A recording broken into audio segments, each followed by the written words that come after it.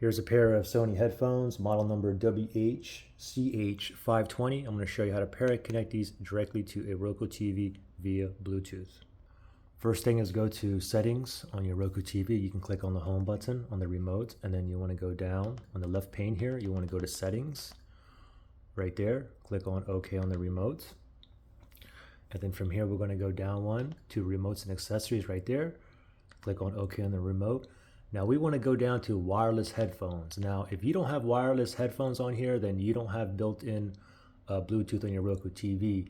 A workaround would be to connect these headphones to the Roku app on your phone, okay? Anyway, if you do have wireless headphones, we can proceed here. Wireless headphones, we're going to click on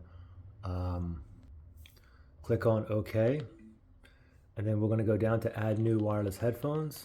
Right there, click on OK, and now it's searching for devices that are in pairing mode near me. Okay, so now we got to hurry up and put these into pairing mode. You have on one ear cup here, you have volume up, power / Bluetooth, and down here is volume down.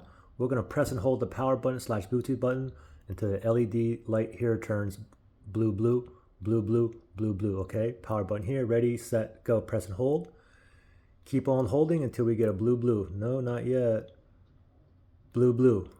Blue, blue, blue, blue. There we go. And I think I took too long on here, so I'm simply going to go ahead and retry again.